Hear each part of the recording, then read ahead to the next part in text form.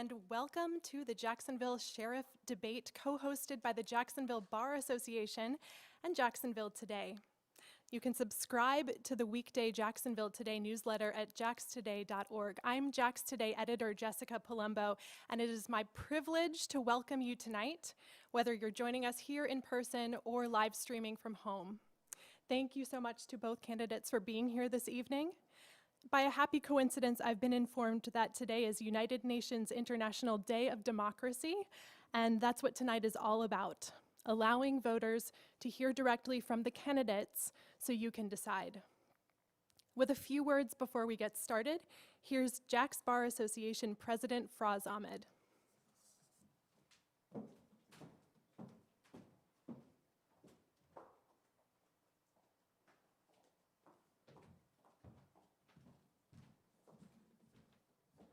Thank you, Jessica. Again, my name is Froz Ahmed, president of the Jacksonville Bar Association. We recently just celebrated our 125th anniversary of the Jacksonville Bar Association, and as part of serving the community, we are co-hosting this event with Jax Today.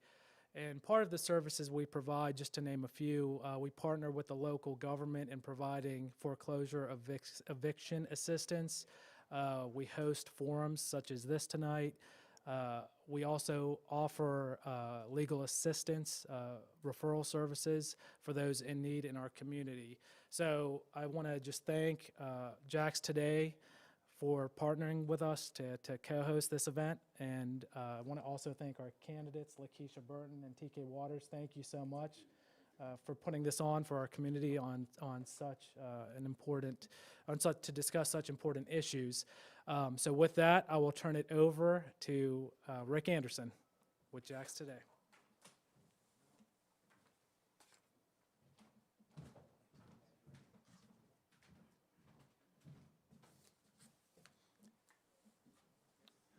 Well, thank you, Froz, and good evening, everyone, and welcome to tonight's debate. I'd like to remind everyone in our studio audience that this event is being live streamed, so please refrain from applauding or booing as the candidates respond. Our candidates tonight have agreed to the following rules. Each will be given up to 2 minutes to respond to each question, and the two will alternate in answering each question first. Rebuttals of up to 2 minutes in length will be allowed when appropriate.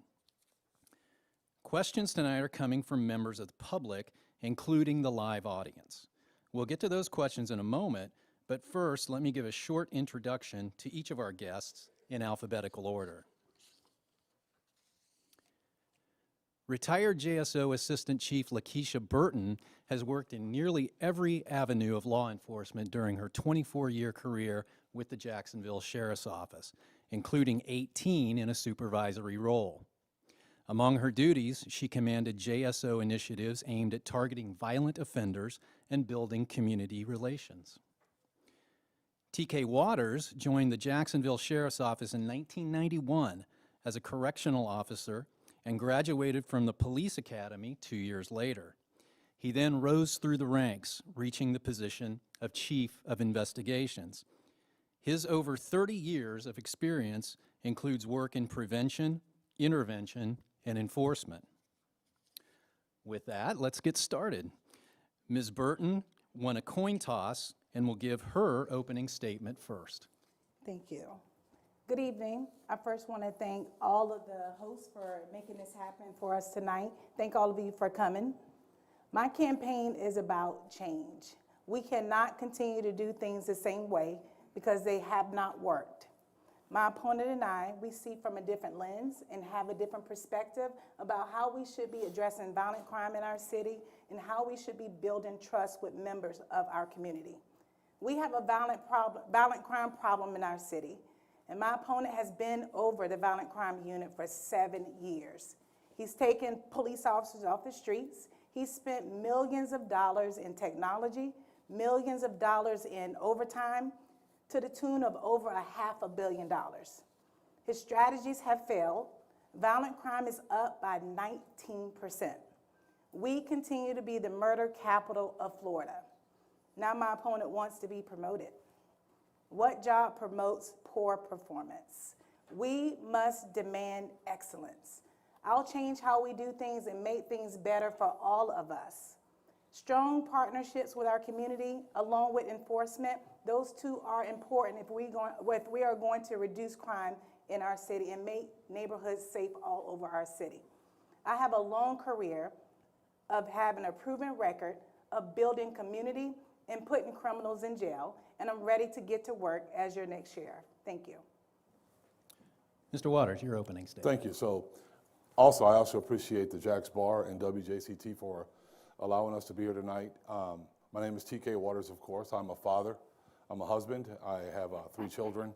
I have 4 grandchildren, and I am very invested in the city of Jacksonville. As my opponent stated, I've worked really hard throughout my career to do many different things beyond just a police athletic league, but quite a few things. Some of that being finishing up my career in the investigations division as the division chief. We finished last year with a 78% clearance rate in homicides in our city, and that's not all. We have a lot of improvement to do and a lot of work to do along the way.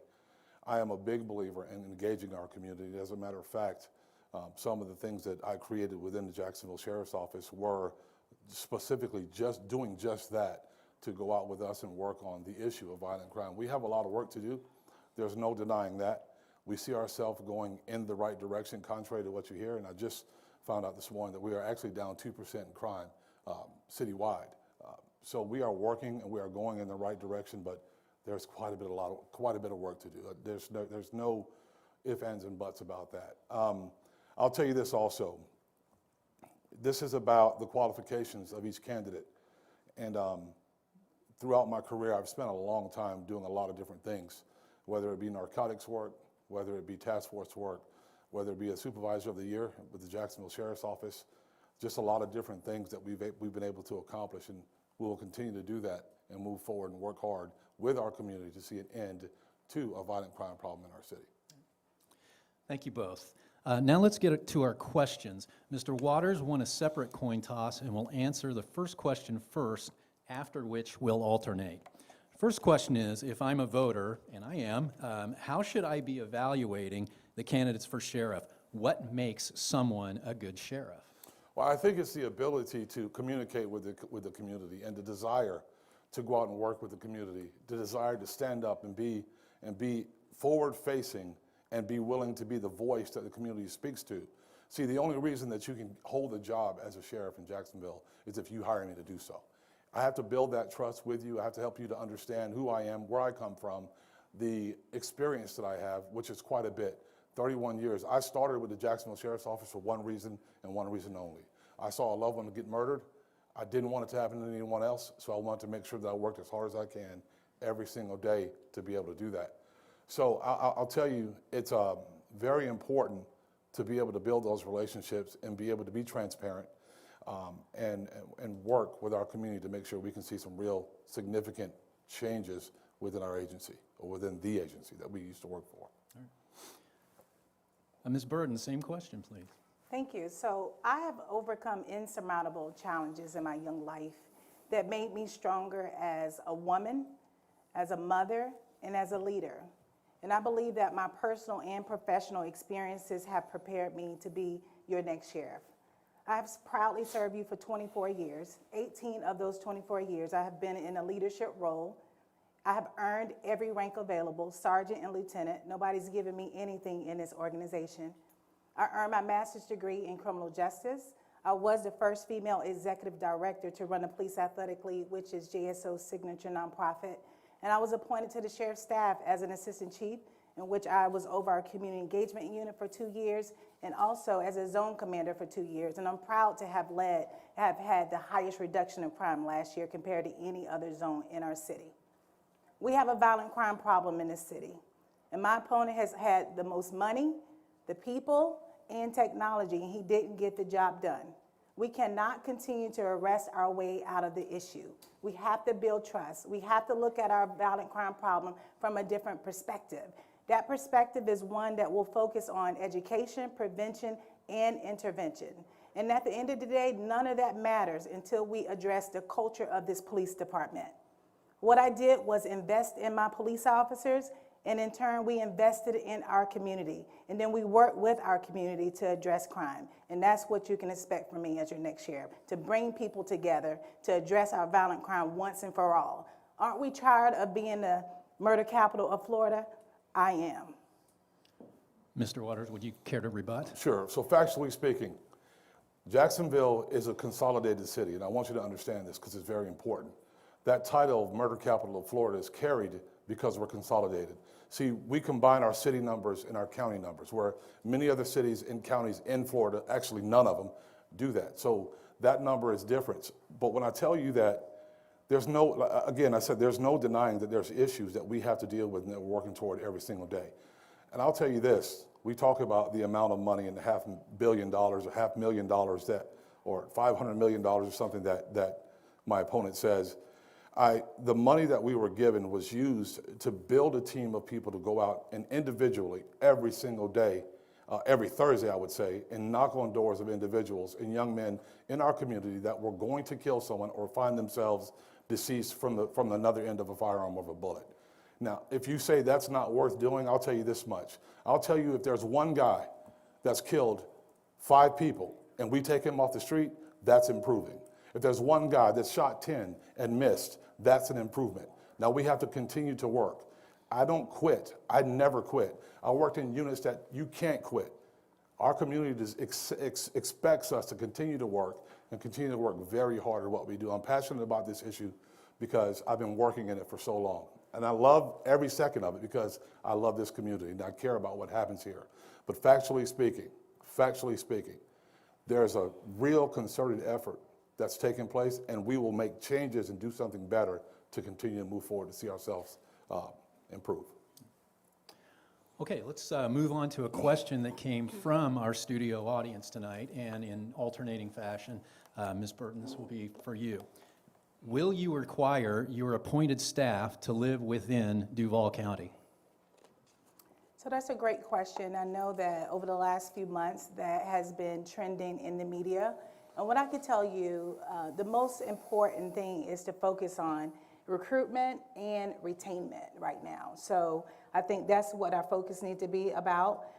It's a very difficult job right now. So what we're having a hard time doing across the country is recruiting, getting police officers to want to be in this role. So I think that as a sheriff, we have to prioritize what that looked like and come up with different incentives, perhaps, to look at getting officers to stay in our city.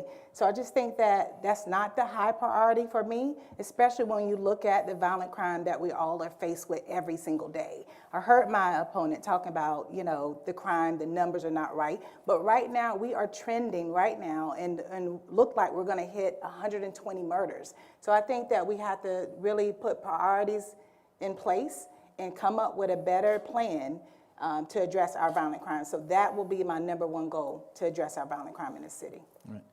Mr. Waters, same question. Sure. So I don't know how you can forecast how many murders we're going to have, but we'll talk about that in just a second.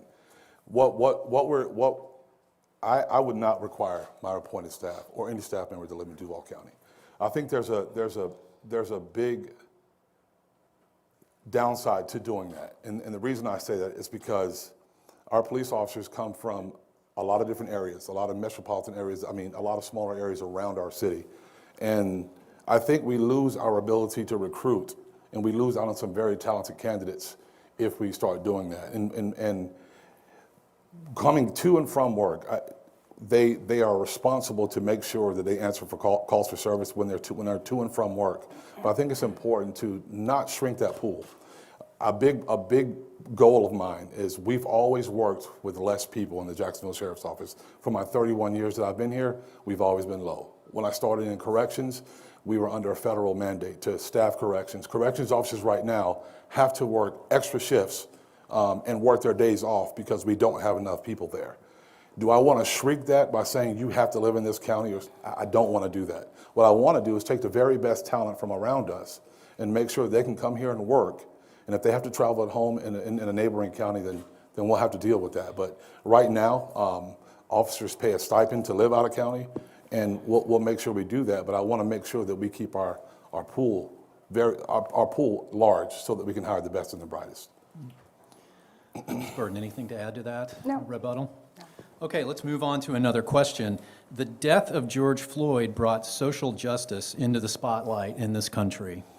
Do you think the Jacksonville Sheriff's Office should change the way it interacts with lower income and minority communities?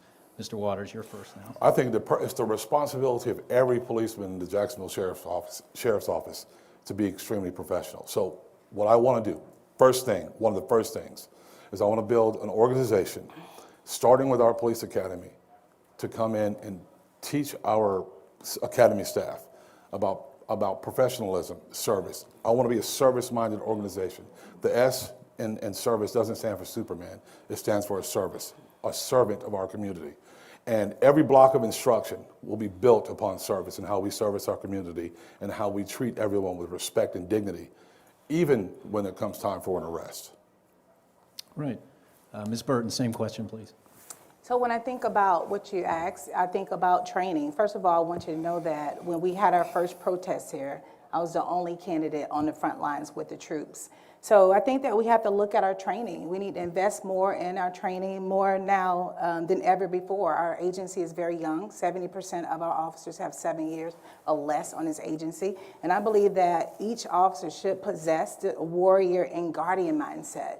So what I will do as sheriff, I'll make sure that we have more training in person, and get off the online training and have in-person training. So I'll focus more on not only high liability areas such as active shooting and driving and use of force, but we have to focus more on teaching our officers how to engage with those who have mental illnesses. We need to focus more on de-escalation techniques, and also culture diversity is very important. Our officers need to know how to engage and understand the different cultures that we support or serve. So I think that's important, but also I think what's important is making sure officers know about community policing. That is how we build trust with our communities. So no matter where we are, but we definitely need to focus on those communities that have historically had a distrust for police. So that is going to require to have a sheriff who's going to have those tough conversations. And I can tell you from day one, I've had those conversations. We have to get comfortable with being uncomfortable and make sure our officers know how to engage our diverse community. So that'll be a priority for me. All right. Mr. Waters, anything to add to that? No, sir. Okay. This question kind of dovetails with the last one. Should JSO officers do anything differently when it comes to handling people experiencing a mental health episode? Do you support expanding the co-responder and crisis intervention team programs within the Jacksonville Sheriff's Office? And Ms. Burton, you'd be first here. Yeah, so I'm a huge advocate for mental health. Actually, the co-responder program that the Sheriff's Office currently has, I was instrumental in making sure that happened. So I think at the end of the day, we have to make sure that we're doing that training, and we are partnering with our local stakeholders to help us better do our job. So with the co-responder program, we have licensed mental health counselors actually riding with police officers. So our police officers are trained, but we are not the experts. So I think it behooves us to continue to look at how we can expand that program. It's a win-win for our community. It keeps our officers safe. It keeps the community safe. So I think that more, training and more partnerships is crucial this day and time. All right. Mr. Waters. So I agree. Mental health is a serious issue in our community, and the jail should not house more mental health patients than anyone else. I think we have to focus really, really heavily on partnerships. You know, police officers have lanes, and there are certain things that we are equipped to do, and there are certain things that we are not equipped to do. And I am a big supporter of making sure that we have things in place and partnerships in place to make sure that we can effectively and efficiently serve the members of our mental health community. Next question. Currently, when police-involved shootings occur, they're investigated by JSO and the state attorney's office. Do you support outsourcing these investigations for more impartiality? And do you support civilian review boards in general to review complaints against officers? Why or why not, Mr. Waters? So I do not support civilian review boards, and I do not support outsourcing our officer-involved shootings, and here's the reason why. Our officer-involved shootings, which I've worked now for several years in my career, are investigated by not just one or two entities, but it's a four-pronged process. There is the Jacksonville Sheriff's Office, who are fact gatherers. They gather the information, they gather the facts. They give those over to the state attorney's office, who is conducting their own investigation. FDLE will handle any of our evidence that's necessary when it's time for that part of it. And the medical examiner's office is a state-run agency. The medical examiner is a state employee, and that if it's a deadly force situation, the body of that individual is in the custody of the ME's office, and a police officer cannot move, touch, or do anything with an individual. After that process is completely complete, our state attorney, who I have the utmost respect for and confidence in, she holds basically a council of her top-level attorneys. They sit down at a table and they go over every piece of evidence in that case. After they go over that evidence in that case, they make a decision, and our state attorney makes that decision on whether or not the officer is wrong and whether or not they're going to prosecute. And the Jacksonville Sheriff's Office does not have a seat at that table. Civilian review boards is a fact-driven, a fact-based, those kind of investigations are fact-driven, fact-based investigations. And they are driven by the facts that we use. Now, the civilian or the public has the right to go in and pick up any information that they want, inform however they want to do it, and see that and come to a conclusion and even report that out to people, because it's public information. So those are my answers. Okay, thank you. Ms. Burton, same question, please. Thank you. My opponent should know all of those details. He's been in that unit for years.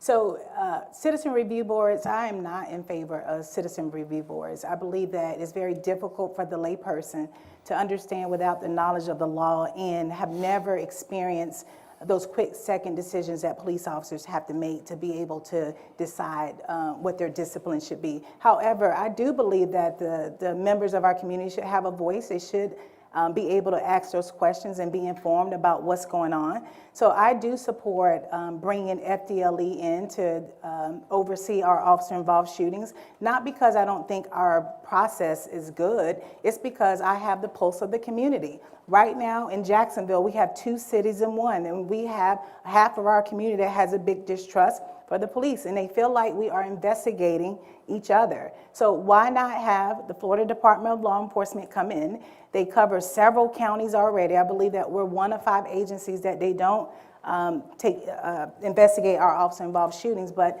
it's a cost savings for us. It frees up our cold case detectives to work on those old cases.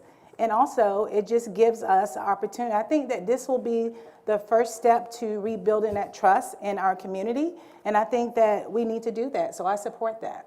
All right. Mr. Waters, did you hear anything there that you would like to rebut? Well, I'll just say this. It's very important to understand that unless you've worked with FDLE, the transparency there, the Jacksonville Sheriff's Office, as it stands, we share every piece of information as quickly as possible. I know that because I sat in the rooms to work through that process. And there's legal things that we have to go through and make sure that the evidence is clear for us to be able to put that out there. So it's very important for us to share that information. I agree 100%, 1,000%. But as your sheriff, I'm elected by you. I'm elected by you to represent you in those rooms. I'm elected by you to be your representative and run the day-to-day operations of the Jacksonville Sheriff's Office. And the buck stops with me. If you have questions, you come see me and we'll talk it through and we'll work it out. I'll show you what you need to show you. You know why I know that? Because I've done it. And I will continue to do it because it's very important. Thank you. Thank you. Ms. Burton, anything to add to that? Just to add that the Florida Department of Law Enforcement is an independent, impartial organization.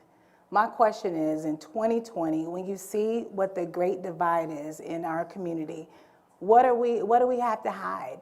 Why not? My opponent he's going to continue to be status quo. It's time for us to make changes in the city, and it just makes sense to go to the experts. That's what they do, and I think that's what we should do. Thank you both. This is a subject that's already come up, but next question.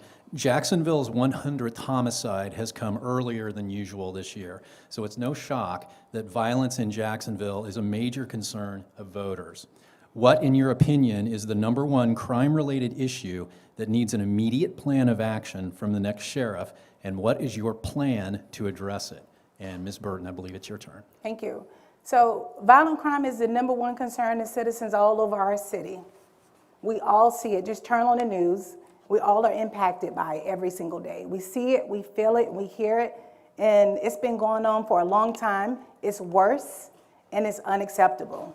My opponent has been in charge of the violent crime unit for the last 7 years. He's had the money, the resources, and the technology. He has failed us. He doesn't get a pass. What we have to do is get back to addressing our violent crime problem from a more holistic approach. The approach has been ineffective. So as your sheriff, day one, I'm going to rally our community together. We have to build trust with members of our community because we can't do it alone. We can't arrest our way out of this problem. We can't do it alone, so we have to build trust with our community. And I'll tell you, what we need to do is get bold. We need to be out there on the forefront and arrest these criminals and get these illegal guns off the streets. We need to get these criminals off the streets that have outstanding warrants. But also what I want to do is focus on victims of domestic violence. I want to work with victim advocates. I want to work with our judicial system so we can prevent a lot of the violent crime murders from happening. But also I want to look at bridging a coalition of people from stakeholders all over our city. We've had roughly 15 teenagers murdered in our city. And if you are a mother, you understand right now, we have to do something about it. We can't wait. And if we continue, we can't allow our opponent to have 4 more years. He just had 7 years. If he's not willing to change his approach, we're going to get the same old, and I'm sick of it. Mr. Waters, My turn? your response. Okay, Yes, sir. so great. I'm glad she mentioned the holistic approach because that's exactly what's been happening. I went out, knocked on doors of organizations all across the city, built a coalition of people, met a friend of mine, Garland Scott. We began to work together to go to every organization that we can think of that were willing to be a part to work the problem. The problem is being worked. I'll tell you, in 2020, we had 180 homicides. Horrible. 2021, we had 130. Horrible. We need to do better, but I'm telling you, we're going in the right direction. We're going to continue to work hard. We'll continue to knock on individual doors of trigger pullers, because I know they are. And we're going to go to those guys, and we're going to let them know that you have an opportunity here. You have an opportunity to change what you're doing, or you're going to face the full brunt of the Jacksonville Sheriff's Office, and you're going to stop what you're doing. We're going to help you if you let us, and we're going to stop you if you make us.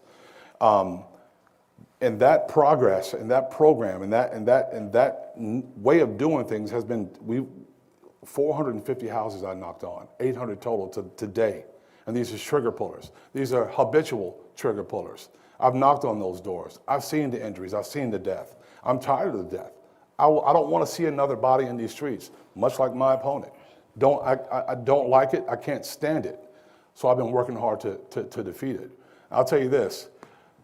She came to my office one day to find out what we were doing and how we could help her in Zone 2. She did not even understand what the concept was of what we were doing. So I can understand why she'll sit here and she will make those statements. But the fact of the matter is this. The problem's being worked. We know where the problem is, and we're going to fix the problem and continue to work the problem until we can come to a strong solution. Now, murders are going to happen. This is a big city, but I can tell you this much. I won't quit. I will never quit. Ms. Burton, would you care to respond to any of that? Yes, I do. He know who it is. He know where they're at, and he know how to fix it. Well, how many years are we going to give him? Honestly. So my opponent is talking about he's knocked on 450 doors over the last 7 years. I knocked on 450 doors last summer as your zone commander. What my opponent is not telling you is his approach. Picture this. Somebody knocking on your door early in the morning, and you open the door to my opponent with the SWAT team and the gang unit. How would you feel? They're trying to offer resources to people. They don't have active warrants. They don't have criminal charges. That approach just simply does not work. I'm not saying it's not a good program. All I'm saying, at some point, you have to recognize when something's not working and come back to the table and revamp it. Because the only results that we have from this program and him knocking on 450, now it's 800 doors, is a 19% rise in violent crime. It's unacceptable. If you want to continue to be the murder capital of Florida, if you want to be in a city where you can't go to a gas station and be fearful of being shot down, we have to go a different direction. We need a new leader who sees from a different lens and understand that we have to address our violent crime problem from a different approach. The way that we're doing it is not working. We are reactive. My opponent he's lived his whole career in the investigations unit. They do a good job, but they come after the fact. They're reactive. We need to be proactive. We need to invest more on education, and what that is communication. It's training on both sides. We need to invest more on stronger partnerships in our community, and then we need to look at enforcement, because we have to get these criminals off the streets, and I'll tell you, when I'm your sheriff, they'll know that we're gonna come after them. Thank you, thank you. Mr. Waters, you have one more opportunity to respond if you would care to. I'll say this. My career has been more than just investigations. It's been quite a bit. Where my expertise lies is there. And this approach is more than just the simplification of what it sounds sitting here today.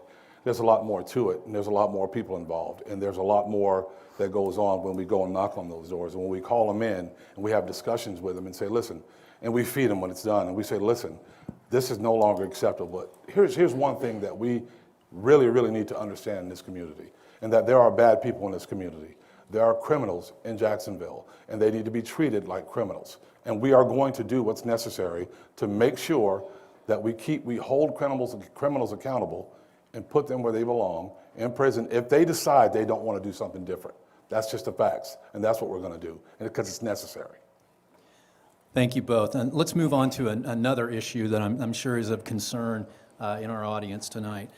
Tragic school shootings around the country have parents, school districts, and law enforcement agencies looking for ways to ensure schools are safe.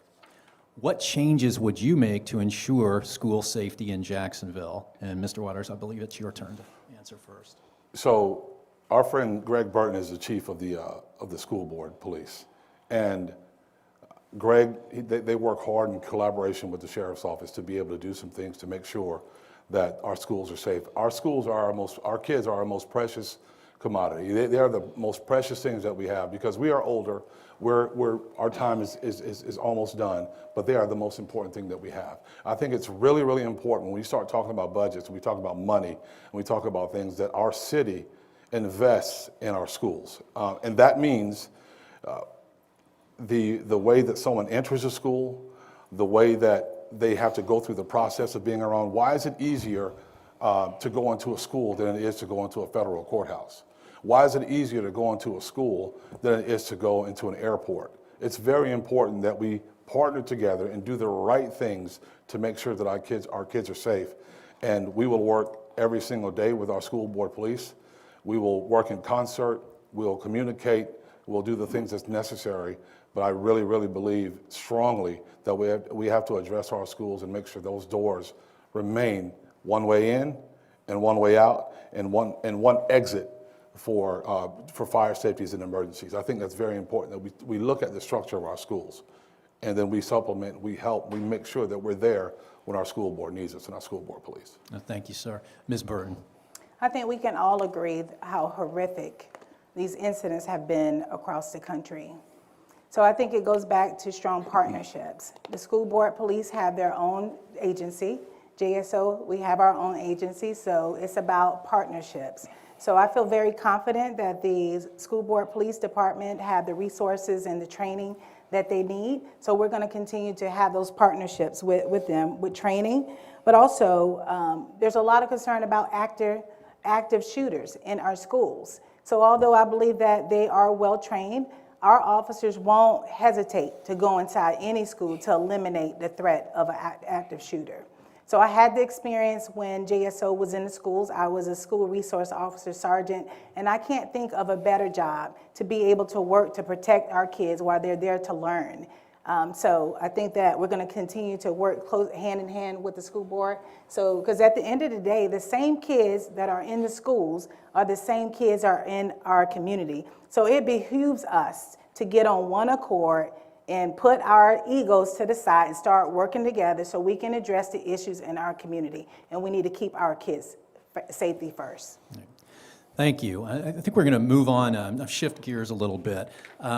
There's growing sentiment that the sheriff race is political, and therefore whoever wins will be beholden to their party. What are your thoughts on those concerns? Ms. Burton, I believe you're first. Okay, so it is political. Everything is political, you know? So I can just tell you, I got in this race over 16 months ago, and you know, my life changed. And the fact that we have officers who can't openly support the candidate who's not the sheriff's pick is a problem. The fear of retribution, retaliation, and being ostracized because you are not aligning with who the candidate is, the pick. So it certainly is political. Is it right? No. So that's why on this campaign trail, I've been talking about changing a culture of the police department from the inside out. We need a sheriff who's not going to lead from the lens of a political lens or a personal lens, but from the lens of the law and what's right for the people.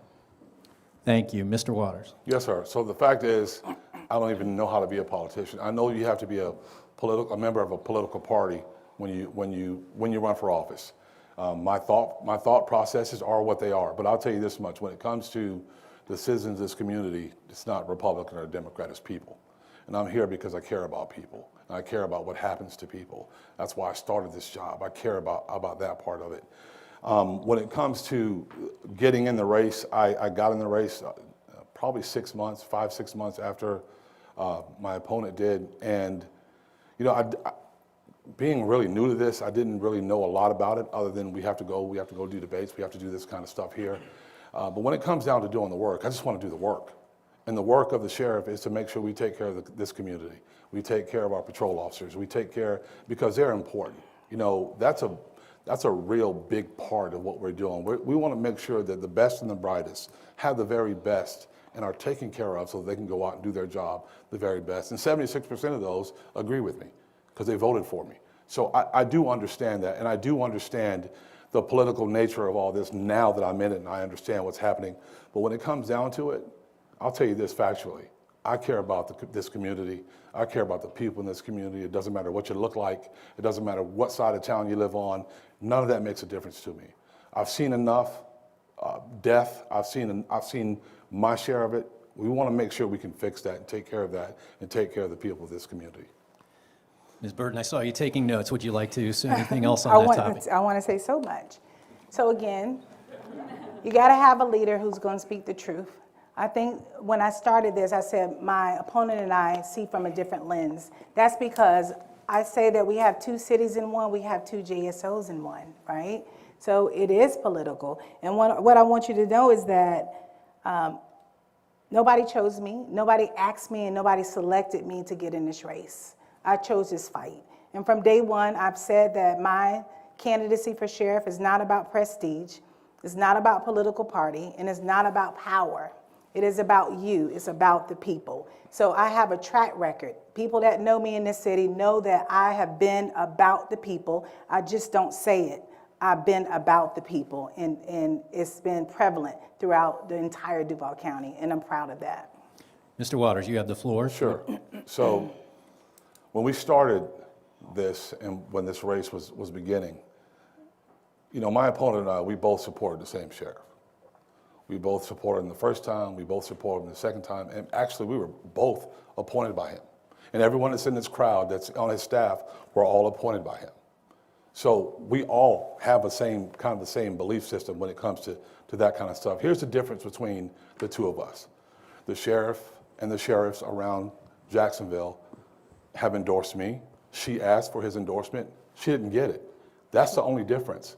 I'm not Mike Williams. I'm a completely different guy. I'm not Ron DeSantis. I'm not any other sheriff. I'm T.K. Waters. And I'm here to serve this community because I love it. Period. That's it. That's where it stops for me. Other communities have adopted civil citations for adults with minor, nonviolent offenses. In Jacksonville, the state attorney offers a post-arrest diversion program for driving with a suspended license.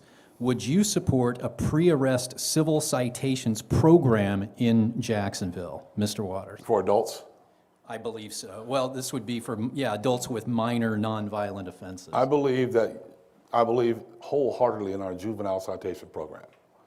I believe when you're a kid, you do childish things. When you're an adult, you do adult things, you pay adult prices. So if you get a citation, we have an NTA program. The NTA program is perfect because you get a citation. If it's a criminal citation, you get a court date. If you get an NTA for shoplifting, you have an ID and an address, you get a citation, you get a court date. I think that is the way you hold adults accountable for doing adult things that adults should not and should know better than doing. Juveniles, I understand. Adults, I don't. Thank you. Ms. Burton? Thank you. I just want to make a comment from the last comment that he made. It's just absolutely not true that I asked the sheriff for his endorsement. Matter of fact, I haven't asked anybody for the endorsement. And what my opponent don't know is that Mike Williams was getting ready to endorse me before he even went to even ask you to get in the race. But adult civil citations, the public defender and the state attorney have already stated that they would be in favor of an adult civil citation. And I'll tell you, I'll work closely with our judicial partners to explore looking at creating that program for first-time offenders, for nonviolent offenses, victimless crimes, like driving with suspended license. So there's a lot of tangible data out there. There are a lot of other agencies that are utilizing this program, and it has proven great success. But also, there are several benefits to this. There's a cost savings from not having to take somebody to jail. We can alleviate the overcrowding issues that the jail has had for years. But then thirdly, it gives our officers discretion to be able to give somebody a second chance, and I support that. But at the end of the day, if we do create this program, it will come with some serious consequences for those who don't comply with the conditions of the citation. And, you know, my opponent may think that that's soft on crime. I disagree. I think it's being smart on crime. Mr. Waters? Sure. So I worked in traffic enforcement for many, many years. We already issue a citation for driving while your license is suspended. We issue a citation. You get a thumbprint, and you go to court. It's not a difficult, and it doesn't cost any more than it costs to give someone a civil citation. I'm just going to say that if you're an adult and you get into a car knowingly with a suspended license and you get stopped by a police officer, you deserve a criminal citation. If you have failure to your peers, you deserve to go to jail and answer to a judge for that. That's our responsibility. These are adults. We're not talking about children. We're talking about full-grown adults. We're talking about people my age, younger, but we're talking about adults. So I think it's very important to realize that we have a citation process in place for driving with suspended license or driving while license suspended. It's a citation. It's a criminal citation where you have to go and you have to appear before a judge. All right, thank you. Ms. Burton? I would just add that I can't count how many times I pulled over somebody and ran their license and they did not know that their license had been suspended, probably for something financial or insurance lapse or something like that. So in those cases, I think it would be appropriate for first-time offenders, nonviolent crimes, victimless crimes, to give them an opportunity. All right, thank you. Next question, I believe this is for you, Ms. Burton. The budget for JSO is $540 million. How well equipped are you to oversee spending of that magnitude? So with a budget of over $500 million, our city should be safer, and we're not. What I can guarantee you from me is that I will be accountable to the taxpayers for every single dollar, while ensuring that our agency has what it needs to keep our city safe and our officers safe as well. So on day one, I'll meet with our budget chiefs, And I'm gonna look at that budget line by line to look at the expenditures, to see where the gaps and see where the waste is, because I wanna make sure that we are spending your money appropriately. But also, I will not ask for one more dollar from the taxpayers without your buy-in. And that doesn't mean you're gonna tell me what to do. What that means is you will know the what, the when, the where, and how we are spending your money. And what I wanna do is close the information gap, because we don't communicate well. So what I'll do as your sheriff is create opportunities so I can have budget workshops, so we can sit down and you can see how we're spending your money. So I had the pleasure of being the executive director over the Police Athletic League, and I managed a multi-million-dollar budget, and every year we were in a surplus. So I tend to take that experience along with working with our budget chiefs, who are the experts, they're CPAs. Every single sheriff depend on that budget for their guidance. So I work with him and our command staff to make sure that we are prudent with spending your money. Mr. Waters. Yeah, so as chief of investigations, my budget was $52.8 million. And a large portion of the Jacksonville Sheriff's Office budget, and I believe none of us have handled a $500 million budget. But I believe that a large portion, I know that a large portion of our budget is salary and benefits. We have to keep paying our employees. It's very important. When I say large, I'm talking over 80%. So when I say large, we have to continue to pay those employees to keep the best and the brightest in Jacksonville. But there's something else that we have to do, and that's start at the very top. When you're sitting in that position, in that seat, start at the very top and look for waste. And where there's waste, you get rid of the waste and make sure you take care of that. And I want to direct message our public. I want to talk to our public directly. We'll still have news partners. We'll still have that. But I want to talk to our public directly. So I want to create something so that we can give updates. The sheriff can go and sit down and talk to people directly, face to face, and draw you in so you'll understand the good, the bad, the ugly in the Jacksonville Sheriff's Office. Whatever is happening, I want to make sure you'll be able to know that. And that budget process is part of that, because I think it's very important. I've gone all over the city and talked to many people all over the place, and they really don't know that so much of that budget is non-discretionary. Well, it is. The last 15%, we run 3 correctional facilities, and we do so much with it. But it's very important for us to look at that from the top down and make sure that we're spending and we're spending wisely. Thank you so much. Candidates, we have reached the time for your closing statements, starting with Ms. Burton. And as a reminder, you'll have up to 5 minutes each to close, and then with a 1-minute rebuttal should you choose to take it. Ms. Burton. Okay. So by now it's obvious that my opponent and I see things differently, and we would run the Jacksonville Sheriff's Office differently. What I offer you is a change in perspective, ideology, and leadership. I'll lead from the front. I'll change the culture of this police department from the inside out so that every member will feel valued and have the support from your sheriff. I will cultivate a culture of community policing so we can build trust. Starting on the inside, we need to trust each other. And then we're going to go out in our community and build that trust so we can begin to address violent crime in all parts of our community. But it is a must that we have to focus more on prevention. We have to stop crime before it happens. We can't continue to be reactive. Too many lives are dependent on us. And we will continue to arrest those who commit crimes in this city. I know there are a lot of topics, important topics, that we didn't get a chance to discuss tonight, like the traffic fatalities, our homeless and transient problem, our opioid addiction problem that we have. I'll have a plan to address that. We're working with you. In just 54 days, the voters have a chance to elect a new sheriff. When you go to the polls, I want you to think about this.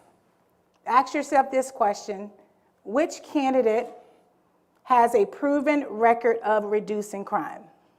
I do. Which candidate has the capacity to genuinely bridge the gap and build trust with members of our community, particularly those who have historically had a distrust for police? I've done that. Here's my pledge to you. We will work together to address this violent crime problem once and for all, even if we have to go to every house, on every block, down every street in every single neighborhood. That is the level of commitment that you deserve from your sheriff, and that's what I commit to doing for you as your next sheriff. My name is Lakesha Burton, and I'm asking for your vote to be your next sheriff so we can make the change that you deserve and what we desperately need. Thank you. Thank you. Mr. Waters, 5 minutes, sir. Yes. So my name is T.K. Waters, and I'm running to be your next sheriff because I care about what goes on in Jacksonville from start to finish.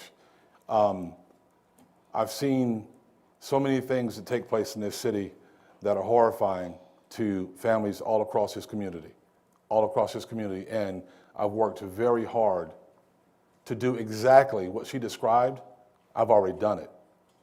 And we're going to continue to do it. We're going to continue to strive, continue to work. I think if you go around this community, you ask Gregory, A.J. Jordan, you ask Garland Scott, they know the facts. They know that we've been on these streets every single day putting shoe leather to it.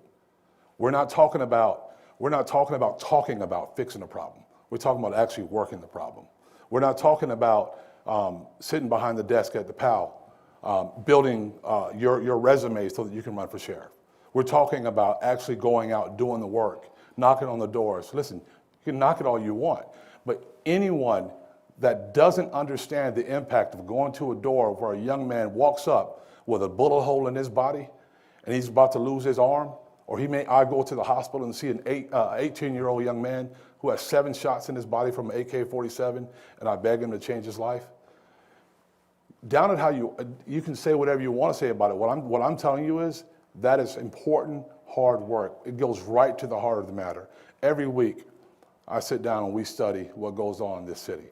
Every week, we deploy manpower to go deal with it. That percentage drop that we heard so much about took place because the men and women of this agency went and did that work. We saw the problem rising, and so we sent the manpower there. We saw the problem rising in zone 4, so we sent the manpower there. We see the problem rising in the city, but you know what's amazing? What's amazing is in 2021, we saw an overall reduction in violent crime and crime in the entire city of Jacksonville.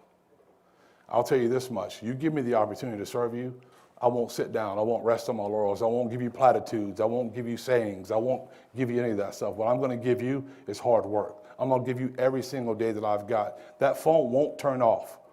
You call me, you need me, I'm there. Every single second, every single minute of the day. I can guarantee you that. And if you trust me enough to be your next sheriff, I can promise you this much. I will reach out to every member of this community. I will talk to every member of this community that wants to talk, and we'll work through issues together, because that's the only way we can get this done. Thank you so much. T.K. Waters for sheriff. On November 8th, 2022, I want you to be proud to call T.K. Waters your next sheriff. Thank you. Lakesha Burton, you would have 1 minute should you choose to take it. I was hoping he would bring up that 16% reduction. I almost chuckled. He keeps saying that he's done it. It's been 7 years. I haven't seen it. Last year, after decades of violent crime on the rise, our city saw a 4% reduction citywide. In my zone, under my leadership, we had a historic reduction in crime, and y'all know the percentage. Something happened in Zone 2 that didn't happen anywhere else in the city. So my 2 questions from my opponent is, since he wants to take credit for what the men and women did in Zone 2, why didn't he do it the last 7 years? And then if he reduced that crime, why didn't he do it all over our city? That's what we need. He don't deserve another 4 years of this. I'll be your sheriff and I'll get the job done. Just look at my track record. It's not what you say, it's what you're doing, what you do. And that 16% I talk about is more than just a number. That number is reflected in our crime analysis data, but most importantly, it's reflected in the people's lives that we served. And when citizens say, Chief Burton, we feel safer in our community because of what you and your office have done. I've done my job. T.K. Waters, you have 1 minute, sir. No, I appreciate the opportunity to come tonight. I appreciate the opportunity to talk to you. I think if you know anything about me, I hope that you understand and you know the passion that I have for this community. And you know, it's easy to sit back, and I didn't even bring up that number. I said a percentage. But it's important to recognize that none of us can accomplish any of this on our own. It takes a team, a group effort working together to make sure that we can solve issues. That means the community, that means every agent, every department in our agency, that's what that means, working together to solve problems. And we'll continue to do that, and guess what we'll do? We'll do it with your help. Thank you very much. Well, thank you both. That's our time for tonight. I'd like to thank everyone in our studio audience and watching online for joining us. And I'd also like to thank the Jacksonville Bar Association for partnering with us to present this debate. And last but certainly not least, I'd like to thank our two candidates for participating tonight and for serving our community for so many years. Let's give them a hand, please. Thank you all, and have a good night. Thank you.